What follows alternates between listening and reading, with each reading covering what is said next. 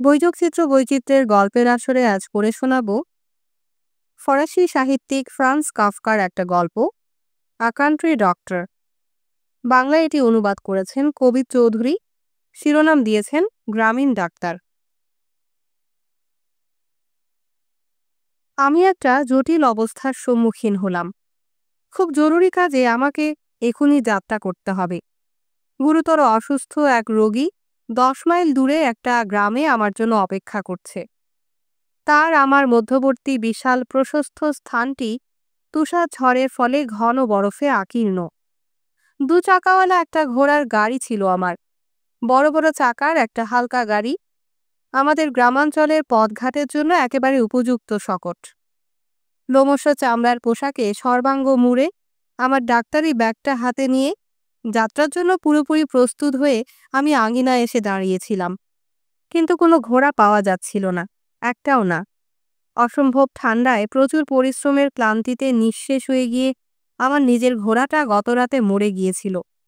এই মুহূর্তে আমার দাসী মেয়েটা কোথাও থেকে একটা ঘোড়া ভাড়া করার জন্য সারা গ্রামে ছুটে বেড়াচ্ছে। কিন্তু আমি জানতাম যে তার কোনো আশা নেই, আর আমি নিঃসহায়ভাবে ওখানে দাঁড়িয়ে রইলাম। আমার ওপর তুষার ঘন থেকে ঘনতর হয়ে পড়তে থাকলো। আমার নড়াচড়ার শক্তি ক্রমেই কমে যেতে লাগলো। তোরণের সামনে এই সময় মেয়েটাকে দেখা গেল একা। সে ওর হাতের লণ্ঠন দোলাচ্ছে। তাই তো হবে, এই সময়ে ওই রকম ভ্রমণের জন্য কে তার ঘোড়া ধার দেবে? আমি আঙিনা দিয়ে আরেকবার লম্বা লম্বা পা ফেলে হেঁটে গেলাম। সমস্যার সমাধানের কোনো পথ আমি খুঁজে পেলাম না। আমার বিভ্রান্ত দুর্দশাগ্রস্ত অবস্থায় আমি 1 বছর ধরে খালি পড়ে থাকা শুয়োরের খোয়ারটার জীর্ণ দরজায় একটা লাথি কষালাম। দরজাটা এক ঝটকায় খুলে গিয়ে তার কবজার ওপর এক পাশ থেকে আরেক পাশে নড়তে লাগলো। তার ভেতর থেকে ঘোড়ার গন্ধ ও ভাব বেরিয়ে এলো। ভেতরে একটা দড়ি থেকে অনুজ্জ্বল একটা আস্তাবলের লণ্ঠন দুলছে। নিচু ছোট্ট জায়গাটায় একটা লোক গুড়ি মেরে বসে, নীল চোখ, খোলা মুখ, 4 হাত পায়ে হামাগুড়ি দিয়ে বেরিয়ে এসে সে জিজ্ঞাসা করল, আমি কি জোয়াল জুড়ব? কি বলবো আমি বুঝতে পারছিলাম না। খোয়ারের মধ্যে আর কি আছে দেখার জন্য আমি শুধু একটু নিচে ঝুঁকে দাঁড়ালাম। দাসী মেয়েটা আমার পাশে এসে দাঁড়ালো। আপনার নিজের বাড়িতে কি আছে তার কোনো খবরই আপনি রাখেন না, মেয়েটা বলল। আর আমরা দুজনই হেসে উঠলাম। সহিষ্টি 2টি ঘোড়াকে উদ্দেশ্য করে ডাক দিল, হ্যাই ভাইয়া, হ্যাই বোন। বিরাট শক্তিশালী 2টি ঘোড়া, ওদের পাগুলি শরীরের সঙ্গে আঁটোভাবে যুক্ত। চমৎকার মাথার গড়ন, উটের মতো নিচু করে রাখা। দরজার পুরো ফোকরটা ওরা প্রায় সম্পূর্ণ জুড়ে রেখেছিল। শুধু ওদের পশ্চাৎ দেশের শক্তি দিয়ে তারা দরজা ঠেলে ঠুলে কোনো রকমে বাইরে বেরিয়ে এলো। কিন্তু একবার বেরিয়ে এসে সোজা হয়ে দাঁড়াবার পর ওদের দীর্ঘ পা ও দেহ থেকে ঘন বাষ্পে ধোঁয়া বেরোতে লাগলো। আমি বললাম, ওকে একটু সাহায্য করো। আর ইচ্ছুক মেয়েটি সহিশকে জোয়াল পড়াতে সাহায্য করার জন্য দ্রুত এগিয়ে গেল। কিন্তু মেয়েটি ওর কাছে গিয়ে দাঁড়াতে না দাঁড়াতেই সহিশ তাকে জড়িয়ে ধরে তার মুখের ওপর নিজের মুখ চেপে ধরল। মেয়েটা চিৎকার করে ছুটে আমার কাছে ফিরে এলো। তার গালে 2 সারি দাঁতের লাল দাগ ফুটে উঠেছে। আমি ক্ষিপ্ত হয়ে চেঁচিয়ে উঠলাম, জানোয়ার কোথাকার, তোমাকে আচ্ছা করে চাপকানো দরকার। কিন্তু তক্ষুনি আমি আবার ভাবলাম, ও তো সম্পূর্ণ অপরিচিত একটা ব্যক্তি। কোথা থেকে এসেছে তার কিছুই আমি জানি না। আর যেখানে অন্য সবাই আমাকে নিরাশ করেছে সেখানেও স্বেচ্ছায় আমার সাহায্যে এগিয়ে এসেছে। মনে হলো আমার ভাবনা চিন্তার গতি প্রকৃতি সে অনুসরণ করছিল। তাই আমার ভীতি প্রদর্শনের রাগ না করে সে ওর ঘোড়া 2টি তৈরি করতে ব্যস্ত থাকলো। শুধু একবার ঘুরে আমার দিকে তাকালো। তারপর সে বলল, উঠে পড়ুন। আর সত্যি সবকিছু ততক্ষণে তৈরি হয়ে গেছে। আর যথার্থই অতি চমৎকার একজোড়া ঘোড়া। এরকম অশ্বশকটে আমি এর আগে কখনো চড়িনি। আমি খুশি মনে গাড়িতে উঠে বসলাম। তারপর আমি বললাম, কিন্তু গাড়িটা আমি চালাবো, তুমি পথ চেনো না? অবশ্যই, সে বলল, কিন্তু আমি আপনার সঙ্গে আসছি না, আমি রোজ এর সঙ্গে থাকছি। শুনেই রোজ চিৎকার করে বাড়ির মধ্যে ছুটে চলে গেল। তার মনে হলো তার নিয়তির হাত থেকে রক্ষা পাবার কোনো পথ খোলা নেই। ও দরজায় শিকল লাগালো। আমি তার শব্দ শুনলাম। ও তালায় চাবি দিল, তার শব্দও পেলাম আমি। আমি আরও দেখলাম যে সে হলঘরের বাতি নিভিয়ে দিল। ভেতর দিকে ছুটে যেতে যেতে সে সবগুলি ঘরের বাতি নিভিয়ে দিচ্ছে, যেন তাকে খুঁজে পাওয়া না যায়। আমি সহিশকে বললাম, তুমি আমার সঙ্গে যাবে, তা না হলে আমার যাওয়াটা যতই জরুরি হোক, মেয়েটাকে তোমার হাতে ছেড়ে দেবার মূল্যে আমি যাব না। হেট হেট, সহিশটি বলে উঠল, দুহাতে তালি বাজালো, আর গাড়িটা সঙ্গে সঙ্গে বিদ্যুৎ বেগে ছুটতে শুরু করলো। সহিশ আমার বাড়ির দরজায় প্রচণ্ড জোরে ধাক্কা দিল। দরজাটা ভেঙে চুরমার হয়ে যাবার শব্দ শুনলাম আমি। আর তারপরই আমার সমগ্র সত্তার মধ্য দিয়ে এমন একটা প্রচণ্ড ঝোড়ো হাওয়া বয়ে গেল যে আমি লুপ্ত চেতন হয়ে অন্ধ বধির হয়ে গেলাম। কিন্তু শুধু এক মুহূর্তের জন্য, কারণ আমার আঙিনার ঠিক সামনেই আমি দেখলাম আমার রোগীর খামার বাড়ি দাঁড়িয়ে আছে। আমি ইতিমধ্যে সেখানে পৌঁছে গেছি। ঘোড়া দুটি শান্ত নিশ্চল হয়ে দাঁড়িয়ে আছে। তুষার ঝড় থেমে গেছে, চারিদিক চন্দ্রালোকিত। আমার রোগীর মা বাবা তাড়াতাড়ি বাড়ির বাইরে বেরিয়ে এসেছেন, তাদের পেছনে রোগীর বোন। আমাকে আমার গাড়ি থেকে প্রায় তুলে আনা হলো। তাদের এলোমেলো কথাবার্তা থেকে আমি একটা বর্ণও বুঝতে পারলাম না। রোগীর ঘরের অবস্থা এমন যে সেখানে প্রায় নিঃশ্বাস নেওয়া যাচ্ছে না। অবহেলিত চুলা থেকে ধোঁয়া উঠছে।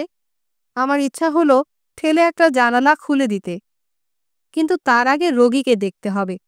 রোগা, শুকনো, জ্বর নেই, গা ঠান্ডাও না গরমও না, চোখ দুটি শূন্য, জামা পরা নেই। তরুণটি খাটের উপর উঠে বসে আমার গলা জড়িয়ে ধরে ফিসফিস করে বলল, ডাক্তার, আমাকে মরতে দিন। আমি ঘরে চারদিকে তাকালাম, কেউ ওর কথা শুনতে পাইনি। মা বাবা নীরবে আমার দিকে ঝুঁকে আমার রায়ের জন্য অপেক্ষা করছেন। বোন আমার হাত ব্যাগের জন্য একটা চেয়ার এগিয়ে দিয়েছে। আমি ব্যাগ খুলে আমার যন্ত্রপাতি হাতড়ালাম। ছেলেটি তার শয্যা থেকে আমাকে আঁকড়ে ধরে থাকলো, যেন তার মিনতির কথা আমি ভুলে না যাই। আমি ব্যাগ থেকে একটা চিমটা বার করে মোমের আলোয় সেটা পরীক্ষা করে দেখলাম। তারপর আবার তা হাত থেকে নামিয়ে রাখলাম। হ্যাঁ, আমি ধর্মের প্রতি তীব্র কটাক্ষ করে মনে মনে ভাবলাম, এরকম ক্ষেত্রে দেবতারা বেশ সাহায্য করেন।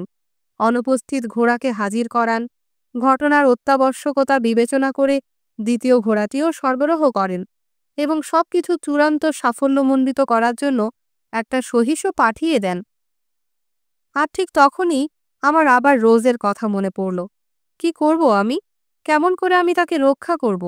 10 মাইল দূর থেকে আমি কিভাবে তাকে ওই সহিশের নিচ থেকে টেনে বার করে আনব, তাও নিয়ন্ত্রণ করতে অক্ষম এরকম একজোড়া ঘোড়া নিয়ে? আর ওই ঘোড়া দুটি কেমন করে যেন লাগাম ছুট হয়ে বাইরে থেকে ঠেলে একটা জানালা খুলে ফেলেছে তা বলতে পারবো না। দুটি ঘোড়াই জানালা দিয়ে তাদের মুখ ঢুকিয়ে দিয়েছে, এবং পরিবারের সদস্যদের চমকিত চিৎকারে কিছুমাত্র বিচলিত না হয়ে সেখানে দাঁড়িয়ে মনোযোগ দিয়ে রোগীকে দেখতে থাকলো। আমি মনে মনে বললাম, এখনই ফিরে যাওয়া ভালো। ঘোড়া দুটি যেন আমাকে ফিরতি যাত্রার জন্য আহ্বান করছে। তবু রোগীর বোনকে আমি আমার লোমশ চামড়ার কোটটি আমার গা থেকে খুলে নিতে দিলাম। তার ধারণা হয়েছিল আমি বুঝি গরমে দিশাহারা হয়ে গেছি। আমার জন্য এক গ্লাস রাম সুরা ঢালা হলো। বুড়ো মানুষটি আমার পিঠে একটা চাপড় মারলেন। তার মূল্যবান সম্পদ যে আমাকে দিচ্ছেন, সে পরিপ্রেক্ষিতে এই ভাইয়াচারী ন্যায়সঙ্গতই ছিল। আমি মাথা নাড়লাম। বৃদ্ধের চিন্তার সংকীর্ণ পরিসরে আমার শরীর খারাপ লাগছিল। একমাত্র সে কারণেই আমি পানীয় প্রত্যাখ্যান করি। মা খাটের পাশে দাঁড়িয়েছিলেন। তিনি সানুনয়ে আমাকে সেদিকে আকর্ষণ করলেন। আমি রাজি হলাম। আর বাইরে একটা ঘোড়া যখন ছাদের দিকে তাকিয়ে চিহি চিহি করে ডেকে উঠল, আমি ছেলেটির বুকে আমার মাথা রাখলাম। আমার ভেজা দাড়ির নিচে তার বুক থরথর করে কেঁপে উঠল। আমি ইতিমধ্যে যা জেনেছিলাম সে সম্পর্কে এখন সুনিশ্চিত হলাম। ছেলেটা রীতিমতো সুস্থ। তার রক্ত সঞ্চালনে সামান্য একটু ত্রুটি আছে। তার অতিরিক্ত যত্নশীল মা বেশি বেশি কফি খাইয়ে সেটা করেছেন। কিন্তু সে আসলে বেশ সুস্থ, এবং এক ধাক্কায় তাকে খাট থেকে ফেলে দেয়াই হবে সর্বোত্তম ব্যবস্থা। কিন্তু আমি তো বিশ্ব সংস্কারক নই, তাই আমি তাকে শুয়ে থাকতে দিলাম। আমি শুধু এই অঞ্চলের ডাক্তার। আমার যথাসাধ্য দিয়ে আমি আমার কর্তব্য পালন করি। এতটাই করি যা অত্যধিক হয়ে যায়। খুব সামান্য বেতন পাই আমি, তবু গরিবদের আমি সাহায্য করি। তাদের প্রতি আমি উদার। রোজ ঠিকঠাক আছে কিনা এখনও সেটা আমাকে দেখতে হবে। তারপর যদি চায়, ছেলেটা তার ইচ্ছা পূরণ করতে পারবে। আর আমিও মরতে চাই। এই অনিঃশেষ শীতে কি করছি আমি এখানে? আমার ঘোড়া মারা গেছে। সারা গায়ে কেউ আমাকে একটা ঘোড়া ধার দেবে না। শহুরের খোয়ার থেকে আমার ঘোড়া জোগাড় করতে হলো আমাকে। ওগুলো যদি সৌভাগ্যক্রমে ঘোড়া না হতো, তাহলে আমাকে শুয়োরের সাহায্যেই পথ পাড়ি দিতে হতো। অবস্থাটা তো তাই। আমি পরিবারের সবার দিকে তাকিয়ে মাথা দোলালাম। ওরা কেউই এসবের কিচ্ছু জানে না, বললেও বিশ্বাস করত না। রোগীর জন্য ব্যবস্থাপত্র লেখা সোজা, কিন্তু মানুষের সঙ্গে সমঝোতায় পৌঁছানো কঠিন। তো আমার সাক্ষাৎ পর্ব এখানেই শেষ হওয়া উচিত। আরও একবার আমাকে অনর্থক ডেকে আনা হয়েছে। আমি এতে অভ্যস্ত। গোটা জেলা আমার রাতের ঘণ্টা বাজিয়ে বাজিয়ে আমার জীবন অসহনীয় করে তুলেছে। কিন্তু এবার যে রোজকে পর্যন্ত আহুতি দিতে হবে, যে সুশ্রী মেয়েটি আমার নজরে না পড়ে এত বছর ধরে আমার বাড়িতে বাস করেছে, তাকে এবার উৎসর্গ করতে হবে। আমাকে এতটা করতে বলা বড় বেশি হয়ে যাবে। আমার যতটুকু বুদ্ধি আছে, তার সাহায্যে আমার মাথার মধ্যে ব্যাপারটা গুছিয়ে নিতে হবে, যেন আমি ক্ষেপে গিয়ে এই পরিবারের বিরুদ্ধে চেঁচামেচি না করি। তাদের সর্বাত্মক সদিচ্ছা সত্ত্বেও রোজকে আমার কাছে প্রত্যার্পণ করবার সাধ্য তাদের নেই। আমি আমার ব্যাগ বন্ধ করলাম। আমার কোটের জন্য একটা হাত বাড়ালাম। পরিবারের সবাই এই সময় একসঙ্গে দাঁড়িয়ে আছে। বাবা তার হাতে ধরা রামের গ্লাসে নাক লাগিয়ে গন্ধ নিচ্ছেন। মা স্পষ্টতই আমার কাজে হতাশ। আচ্ছা, মানুষ কি আশা করে? ঠোঁট কামড়াচ্ছেন তিনি, চোখে অশ্রু। বোন তার হাতে একটা রক্তভেজা তোয়ালে দোলাচ্ছে। এসব দেখে আমি শর্ত সাপেক্ষে এটুকু স্বীকার করতে কোনো রকমে রাজি হলাম যে ছেলেটি সম্ভবত আসলেই রোগাক্রান্ত। আমি তার কাছে এগিয়ে গেলাম। সে সহাস্যে আমায় স্বাগত জানালো, যেন আমি তার জন্য চমৎকার শক্তিবর্ধক একটা পথ্য নিয়ে আসছি। আর ঠিক তখনই দুটি ঘোড়াই একযোগে রেশাধ্বনি করে উঠল। আমার মনে হয় ওই শব্দটি দৈব কর্তৃক আয়োজিত হয়েছিল, যেন রোগী পরীক্ষায় আমার সাহায্য হয়। এবং এবার আমি আবিষ্কার করলাম যে ছেলেটা সত্যিই অসুস্থ। তার ডান পার্শ্বদেশে কোমরের কাছে আমার হাতের তালুর মতো একটা মস্ত বড় খোলা ঘা। গোলাপি লাল, ভিন্ন ভিন্ন নানা মাত্রার রং সেখানে। কোটরগুলিতে গাঢ়, প্রান্তদেশগুলিতে অপেক্ষাকৃত হালকা। নরম দানা দানা, জমাট বাঁধা অসমান রক্তের দলা। দিনের আলোয় একটা স্থলমাইন যেন খোলা পড়ে আছে। দূর থেকে সেরকমই দেখালো ওটাকে, কিন্তু ভালো করে পরীক্ষা করার পর অন্য জটিলতা চোখে পড়ল। চমকে উঠে আমি শীষ না দিয়ে পারলাম না। অজস্র পোকা, আমার কড়ে আঙুলের মতে মোটা আর লম্বা, গোলাপি লাল, রক্তের ছিটে মাখানো, সাদা ছোট ছোট মাথা, ছোট ছোট পা, ঘায়ের ভেতর থেকে আলোর দিকে বেরিয়ে আসার জন্য কিলবিল করছে। বেচারা ছেলে, তুমি এখন সব সাহায্যের বাইরে। আমি তোমার বিরাট ক্ষত আবিষ্কার করে ফেলেছি। তোমার পার্শ্বদেশের ওই ফুলটা তোমাকে ধ্বংস করে দিচ্ছে। এদিকে পরিবারটি খুশি হয়েছে। তারা দেখছে যে আমি যত্ন নিয়ে রোগীকে পরীক্ষা করছি। বোন বলল মাকে, মা বললেন বাবাকে, বাবা বললেন চাঁদের আলোর ভেতর দিয়ে খোলা দিয়ে দরজা চলে আসা কয়েকজন অভ্যাগতকে। ওরা এসেছে পা টিপে টিপে, দুহাত প্রসারিত করে, নিজেদের দেহের ভারসাম্য রক্ষা করতে করতে। তার ক্ষতের ভেতরে জীবনের দৃশ্য দেখে অন্ধ হয়ে ছেলেটি ডুকরে কেঁদে উঠে ফিসফিস করে বলল, আমাকে বাঁচাবেন আপনি? আমার জেলার মানুষগুলো এইরকমই, সবসময় ডাক্তারের কাছ থেকে অসম্ভবের প্রত্যাশী। মানুষ তাদের প্রাচীন বিশ্বাস হারিয়ে ফেলেছে। পাদ্রী মহোদয় এখন বাড়িতে বসে একের পর এক তার পুরোহিতের পোশাক গা থেকে খুলে ফেলেন, কিন্তু সবাই মনে করে সার্জন তার দয়ালু হাত দিয়ে অসাধ্য সাধন করবেন। তিনি সর্বশক্তিমান। তো এটা তাদের ইচ্ছা। তারা যদি পূর্ণ উদ্দেশ্যে আমার অপব্যবহার করে, তাহলে আমি সেটা আমার উপরেও বর্তাতে দিই। এর অতিরিক্ত আমি আর কি চাইতে পারতাম? সামান্য এক গ্রামীণ ডাক্তার, এখন যার কাজের মেয়েটি পর্যন্ত খোয়া গেছে। তারপর তারা এলো, পরিবারটি এবং গ্রামের বয়োজ্যেষ্ঠরা। তারা আমার গা থেকে আমার জামা কাপড় খুলে নিল। একটা বিদ্যালয়ের ধর্মসঙ্গীতে প্রশিক্ষণপ্রাপ্ত বালক গায়কবৃন্দ তাদের শিক্ষককে সামনে নিয়ে আমার বাড়ির সামনে এসে দাঁড়িয়ে অতি সাধারণ এক সুরে গাইল, খুলে ফেলো তার কাপড় জামা, তাহলেও আমাদের সারিয়ে তুলবে। যদি না তোলে, তাহলে আমরা ওকে মেরে ফেলব। এক ডাক্তার মাত্র, শুধু এক ডাক্তার। তারপরই আমার কাপড় জামা উধাও হয়ে গেল। আমি লোকগুলির দিকে শান্তভাবে তাকালাম। আমার দাড়ির ভেতর আমার আঙুল, আমার মাথা একপাশে ঈষৎ হেলানো। আমি সম্পূর্ণ শান্ত, সমাহিত, পরিস্থিতি মোকাবেলায় পুরোপুরি প্রস্তুত। ওরকমই থাকলাম আমি, যদিও তাতে কোনো কাজ হলো না, কারণ আমার মাথা আর পা ধরে ওরা আমাকে খাটের কাছে নিয়ে এলো। তারপর দেয়ালের পাশে ক্ষতের দিকটায় ওরা আমাকে বিছানায় শুইয়ে দিল। এরপর ওরা সবাই ঘর ছেড়ে চলে গেল।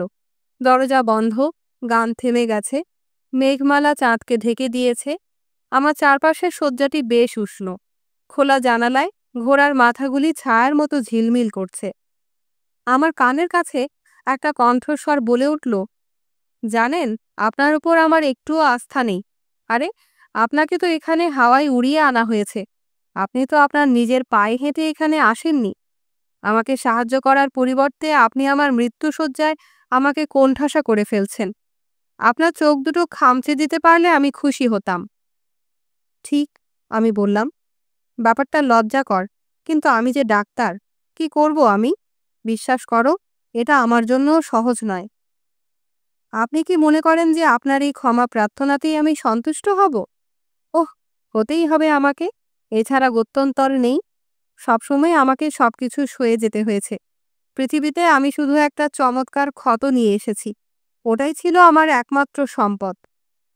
আমি বললাম, আমার তরুণ বন্ধু, তোমার ভুলটা হচ্ছে এইখানে। তোমার দৃষ্টিভঙ্গি যথেষ্ট প্রসারিত নয়। তাবৎ রোগীর ঘরে আমি প্রবেশ করেছি, দূরে আর কাছে, এবং আমি তোমাকে বলছি যে তোমার ক্ষত এমন কিছু খারাপ নয়। ঠিক কোণটিতে কুড়ালের দুঘা দিয়ে কাজ সারা হয়েছে। অনেকেই তাদের পার্শ্বদের সামনে এগিয়ে দেয়। বনের মধ্যে কুড়াল যে কাজে আসছে তার কথা দূরে থাকুক, কুড়ালের শব্দও শুনতে পায় না তারা। সত্যি, নাকি আমার জ্বরের মধ্যে আপনি আমাকে ধোঁকা দিচ্ছেন? আমি সত্যি কথাই বলছি। একজন সরকারি ডাক্তারের সুনামের দোহাই দিয়ে বলছি, আমার কথা তুমি বিশ্বাস করতে পারো। সে বিশ্বাস করল আর নিশ্চল হয়ে শুয়ে রইল। কিন্তু এবার আমার পালাবার কথা ভাবার সময় হয়েছে। ঘোড়া দুটি এখনো বিশ্বস্ততার সঙ্গে নিজেদের জায়গায় দাঁড়িয়ে আছে।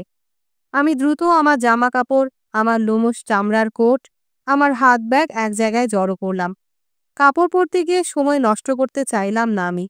আসার সময় ঘোড়া দুটি যেরকম দ্রুত বেগে ছুটে এসেছে, এখনো যদি সেরকম করে, তাহলে বলতে গেলে আমি এই খাট থেকে এক লাফে সরাসরি আমার নিজের খাটে গিয়ে পড়ব। একটা ঘোড়া বাধ্যভাবে জানালার পাশ থেকে পেছনে সরে গেল। আমার পুঁটলিটা আমি গাড়ির ভেতর ছুঁড়ে দিলাম। কোটটা ঠিক জায়গায় পৌঁছল না। তার হাতাটা একটা হুকের গায়ে কোনো রকমে আটকে থাকলো। তাতেই চলবে। আমি লাফ দিয়ে ঘোড়ায় চাপলাম। পেছনে লাগাম গড়াচ্ছে শিথিলভাবে। ঘোড়া দুটি কোনো রকমে পরস্পরের সঙ্গে যুক্ত। গাড়িটা তাদের পেছনে দুলছে। সবার শেষে আমার কোট বরফে লুটাচ্ছে। হ্যাট হ্যাট, আমি বললাম, কিন্তু দ্রুত ছোটার কোনো লক্ষণই দেখা গেল না। ধীরে, বুড়ো মানুষের মতো আমরা তুষারাবৃত বিরান প্রান্তরের মধ্য দিয়ে সম্মুখ গতিতে এগিয়ে গেলাম। আমাদের পেছনে অনেকক্ষণ ধরে বাচ্চাদের নতুন কিন্তু ত্রুটিপূর্ণ গানটা প্রতিধ্বনিত হতে থাকে। ওহে রোগীরা, সব আনন্দ করো, ডাক্তার এখন শায়িত তোমাদের পাশে। এভাবে চললে আমি কোনোদিন আর বাড়িতে পৌঁছব না। আমার জমজমাট প্র্যাকটিসের এখানেই ইতি। আমার উত্তরসূরি আমাকে ঠকাচ্ছেন, কিন্তু বৃথাই, কারণ তিনি আমার জায়গা কখনোই নিতে পারবেন না। আমার বাড়িতে ওই জঘন্য সহিস এখনো ক্রোধে উন্মত্ত, রোজ তার শিকার। সে বিষয় নিয়ে আমি আর ভাবতে চাই না। নগ্ন এই সর্বাপেক্ষা নিরানন্দ যুগে তুষারের মধ্যে খোলা অবস্থায় পার্থিব এই শকটে অপার্থিব ঘোড়া নিয়ে আমি এক বৃদ্ধ বেভুল পথেই ঘুরে বেড়াচ্ছি। গাড়ির পেছনে আমার চামড়ার কোট ঝুলছে, কিন্তু সেটা আমি ধরতে পারছি না। আর আমার নমনীয় রোগীকুলের মধ্যে একজনও আমার সাহায্যে একটি আঙুলও তোলে না। প্রতারিত, প্রতারিত। আরেকবার আমি নিশীথের ঘণ্টার মিথ্যা বিপদ সংকেতের আহ্বানে সাড়া দিয়েছি। এ আর শোধরানো যাবে না, কোনো দিনই না।